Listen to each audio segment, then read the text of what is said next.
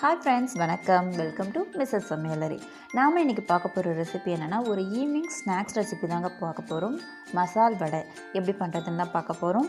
ரொம்ப ஈஸியாவும் டேஸ்டியாவும் எப்படி பண்றதுன்னு நம்ம பார்க்கலாம். அதுக்கு முன்னாடி நம்ம சேனலை இப்பதான் நீங்க ஃபர்ஸ்ட் டைம் பார்க்கறீங்கன்னா மறக்காம Subscribe பண்ணிக்கோங்க. வாங்க இந்த வடை எப்படி பண்ணதுன்னு பார்க்கலாம். ஃபர்ஸ்ட் இந்த வடை செய்யறதுக்கு நான் வந்துட்டு இன்னைக்கு 1/4 கிலோ கடலைப்பருப்பு எடுத்துக்கங்க. 250 கிராம் கடலைப்பருப்பை வந்துட்டு நான் ஆல்ரெடி 2 தடவை நல்லா வாஷ் பண்ணிவிட்டு ஒரு 2 மணி நேரம் இதை வந்து ஊற வச்சுருக்கேங்க. பருப்பு வந்து நல்லா ஊறணும், அப்போ தான் வந்து நமக்கு வடை வந்துட்டு மேலே கிறிஸ்பியாகவும் உள்ளே நல்லா சாஃப்டாகவும் கிடைக்கும். இப்போ இந்த பருப்பை வந்துட்டு நான் வந்து மறுபடியும் ஒரு 2 வாட்டி கழுவிட்டு தண்ணியெல்லாம் வடித்து எடுத்துகிட்டு வந்துடுறேன். நான் வந்து பருப்பில் இந்த தண்ணியெல்லாம் வடிச்சிட்டு எடுத்துகிட்டு வந்துட்டு இப்போ இதை வந்து நம்ம அரைச்சிட்டு வந்துடலாம். அதுக்கு வந்து நான் ஒரு பெரிய மிக்சர் ஜார் எடுத்துருக்கேங்க. அதில் வந்துட்டு இந்த பருப்பை வந்து சேர்த்துக்கலாம். நான் பெரிய ஜார் எடுத்துருக்கனால நான் எல்லா பருப்பையும் ஒன்றாவே அரைச்சிக்கிறேன். இதுவே நீங்கள் சின்ன ஜாராக இருந்ததுன்னா கொஞ்சமாக போட்டு அரைச்சிக்கோங்க. இப்போ வந்துட்டு நான் ஒரு 2 டீஸ்பூன் பருப்பை மட்டும் நிறுத்திட்டேங்க. மீதி இருக்க பருப்பை வந்து இந்த வடைக்கு தேவையான அளவு உப்பு சேர்த்துட்டு தண்ணி எதுவும் ஊற்றாமல் இதை அரைச்சி எடுத்துகிட்டு வந்துடலாம். பாருங்கள், தண்ணி எதுவும் சேர்க்காமல் நான் இந்த அளவுக்கு கொரகொரப்பாக அரைச்சிட்டு வந்துட்டேன். ரொம்ப நைஸாக வந்து அரைச்சிடாதீங்க, லைட்டாக கொரகொரப்பாக இருக்கணும். இப்போ இதை வந்து ஒரு மிக்சிங் பவுலில் வந்து சேர்த்துக்கலாம்.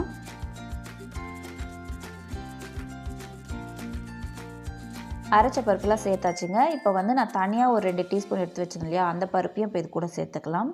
சேர்த்துட்டு ஒரு 3 பச்சை மிளகாய் வந்து நான் பொடியாக கட் பண்ணியிருக்கேன், அதை சேர்த்துக்கலாம். கூடவே வந்துட்டு கருவேப்பிலை, கொத்தமல்லி, புதினா இது எல்லாத்தையும் கட் பண்ணி சேர்த்துக்கலாம். அடுத்ததாக வந்துட்டு 3 வெங்காயம் கொஞ்சம் பொடியாக கட் பண்ணி சேர்த்துக்கோங்க. கூடவே வந்துட்டு 1 டீஸ்பூன் சோம்பு சேர்த்துக்கோங்க. 1 டீஸ்பூன் இஞ்சி பூண்டு விழுது சேர்த்துக்கலாம்.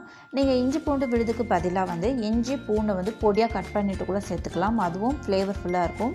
இப்போ எல்லாத்தையும் சேர்த்ததுக்கப்புறமா இது எல்லாத்தையும் நல்லா வந்து மிக்ஸ் பண்ணி விட்டுக்கலாம்.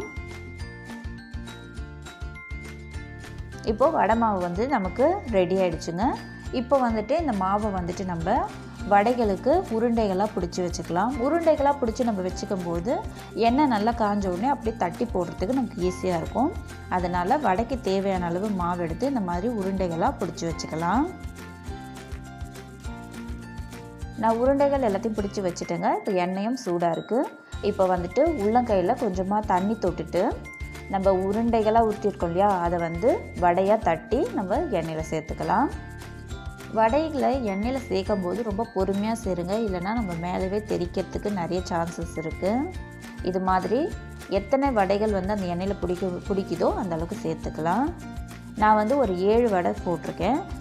வடையை சேர்த்த உடனே நம்ம கரண்டி போட்டு கலரக்கூடாது. ஒரு 1 நிமிஷம் விட்டுட்டு அதுக்கப்புறமா வந்துட்டு எல்லா வடைகளும் மேலுக்கு எழும்பும், அப்போ வந்து கரண்டியில் வந்து நம்ம திருப்பி போட்டுக்கலாம். இது வேகிறதுக்கு ஒரு 4லேருந்து 5 நிமிஷமே போதுமானதாக இருக்கும். பாருங்கள், எல்லா வடையுமே வந்துட்டு நல்ல கலராக ரெடி ஆகிடுச்சு. இப்போது எண்ணெயிலேருந்து நம்ம எல்லா வடையும் எடுத்துடலாம்.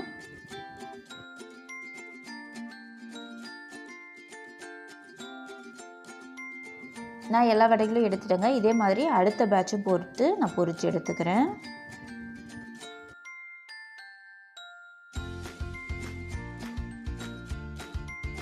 சூப்பராக நமக்கு வந்து எல்லா வடையுமே ரெடி ஆகிடுச்சு. பாருங்கள், மேலே வந்து நல்லா கிறிஸ்பியாக இருக்கும், உள்ளே வந்து நல்லா சாஃப்டாக இருக்கும். ஈவினிங்கில் வந்து குழந்தைங்க ஸ்கூல் விட்டு வரும்போது இந்த மாதிரி நம்ம ஸ்நாக்ஸ் செஞ்சு கொடுக்கும்போது அவங்க ரொம்ப லைக் பண்ணி சாப்பிடுவாங்க.